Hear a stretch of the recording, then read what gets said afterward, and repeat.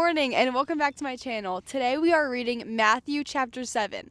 So before we get into this, I just want to say I recorded Matthew chapter 6 like 3 times. Also, we have a special guest here. He's just chilling back there. I recorded it 3 times. So this took a little while to do because I don't know what I was thinking. Because I just forgot. I did it. But let's get into it. This one is a good one. Okay. Matthew chapter 7. Judge not, that you not be judged. For with the judgment you pronounce, you will be judged, and with the measure you use, it will be measured to you. Why do you see the speck that is in your brother's eye, but do not notice the log that is in your own eye? Or how can you say to your brother, let me take the speck out of your eye, when there is a log in your own eye? You hypocrite, first take the log out of your own eye, and then you will see clearly to take the speck out of your brother's eye. Do not give dogs what is holy, and do not throw your pearls before pigs, lest they trample them underfoot and turn to attack you. So this is not saying don't try and correct others, because just because you have something wrong with you doesn't mean you shouldn't help someone else, see that they're living in sin, that they're doing something wrong. But it is saying that we tend to judge others and judge, not righteously correct, but judge the things that we are most guilty of. So we may see someone doing something that we do, but we do it worse. But we want to point it out. Be like, hey, you shouldn't be doing that. That's not what a Christian should do. And kind of say it in a judgy way because we know we're guilty of that. So it's kind of like a check to ourselves. Be like, oh, I'm judging this person for that. Let me check my own heart. Let me check myself and make sure I'm not guilty of that as well. Okay. Ask and it will be given to you. Seek and you will find. Knock and it will be opened for you. To everyone who asks receives, and the one who seeks finds. Or to the one who knocks it will be opened. Or which one of you, if his son asks him for bread, will give him a stone? Or if he asks for fish, will give him a serpent? If you then, who are evil, know how to give good gifts to your children, how much more will your Father who is in heaven give good things to those who ask him? People give up. They pray one time and then they give up. And this is what that's saying. It's not saying, Lord, can I please have a Lamborghini? That. Not everything that we ask for we're going to receive. But if I keep praying for a family member to be delivered, if I pray one time, maybe I just need to keep praying. I need to keep doing it, and God's will be done. His will be done. His will be done. But people literally just give up with these half, I don't know another word for that, but half effort prayers, and they expect something to happen, and it can, but gotta put a little bit more effort in there.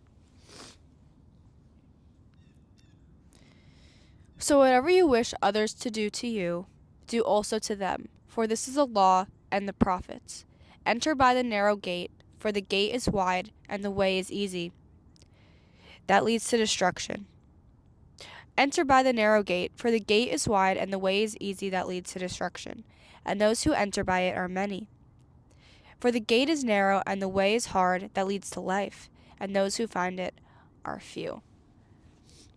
If the narrow gate, if that was easy, everyone would do it. Everyone would live the way that God intended us to live. But the way of this world is tempting, okay? Because that's the reality. It seems easy.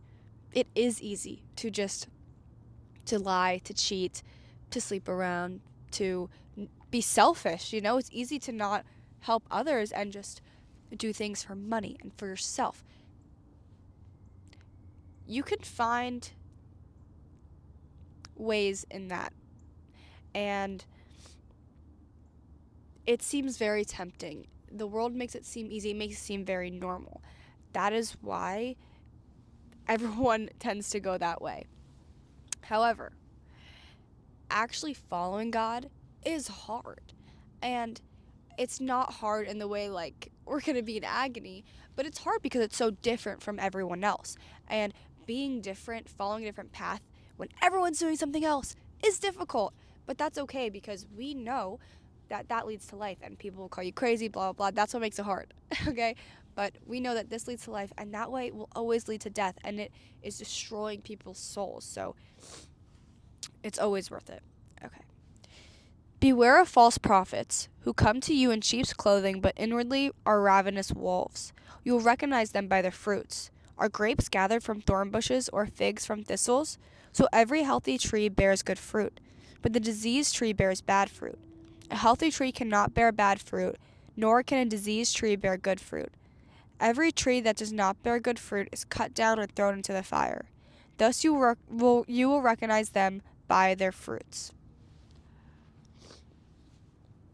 This is so important, not only to check others, but to check yourself. When you're looking for a church, and you're looking at the pastor, there are so many people who say like they've been hurt by the church, but that's not God, that's not Jesus. You will know them by their fruits. So if they're doing things to children, like if they're doing bad things, or a pastor isn't preaching from the Bible, they're kind of making up their own stuff. Gotta make sure you're still there. Okay, and they're just making up their own stuff. They don't bear the fruit of the Holy Spirit. They don't bear the fruit of the Spirit. So that is a good check. Not like she's not a Christian way, but like you can tell. Anyone can say I'm a Christian. I could say I'm a Muslim. I could say I'm whatever. Those are just words. You got to check the heart, and through the heart comes out through the mouth. I don't know that verse. What is that verse? If you know what I'm talking about, comment it down below because my mind's blanking right now. But like, your actions produce with the heart. Yeah. Anyway, but it's also a good check for yourself because you can say you're a Christian. I can be like, I'm a Christian, but then I'm like, wait a sec. Let me check myself. Am I bearing fruit? Am I bearing good fruit? Or am I bearing bad fruit? Because then I can really reflect and see, oh, this is what I'm doing that it's not really Christ-like. I should probably, ask for forgiveness or ask to be changed and healed and delivered from that. Okay. Not everyone who says to me, no, this one is a scary passage, I will say. Just in general, people are always terrified when they read this. Not everyone who says to me, Lord, Lord, will enter the kingdom of heaven, but the one who does the will of my Father who is in heaven. Wait. Not everyone who says to me, Lord, Lord, will enter the kingdom of heaven, but the one who does the will of my Father who is in heaven. On the day, many will say to me, Lord, Lord, did we not prophesy in your name, and cast out demons in your name, and do many mighty works in your name?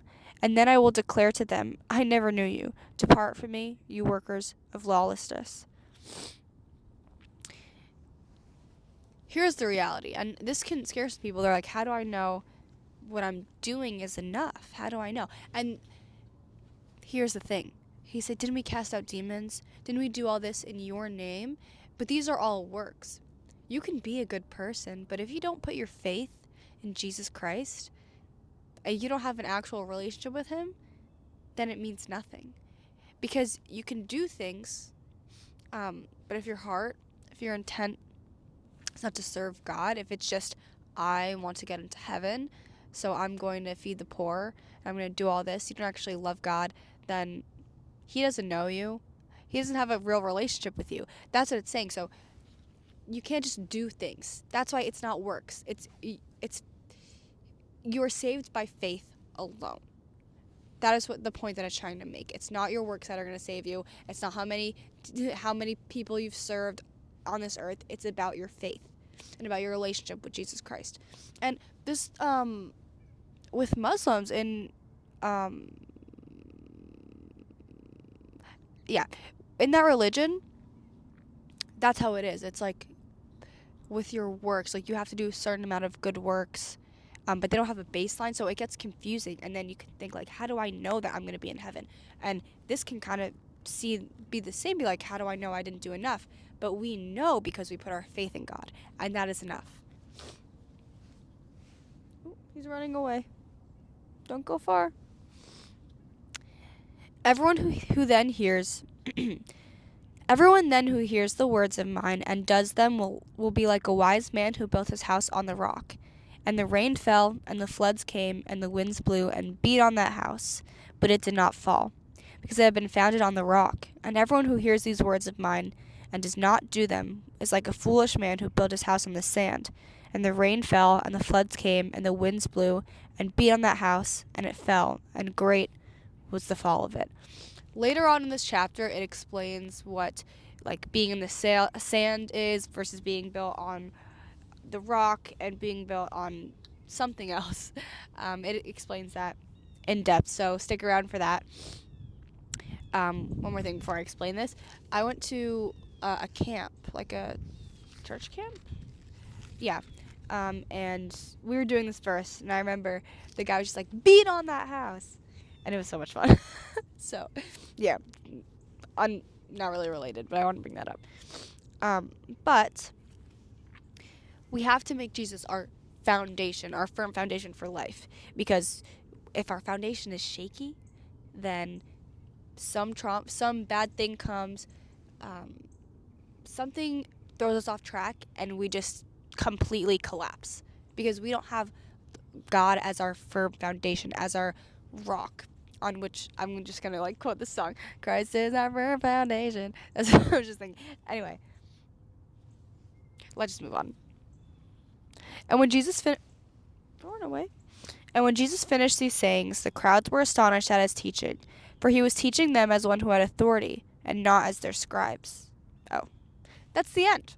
Okay, well, that was Matthew chapter 7. I hope you guys enjoyed and learned something. Please comment if you know that verse I was talking about before about the heart and the words. And I love you guys so much, and see you tomorrow for Matthew chapter 8. Also, I'm kind of sick again.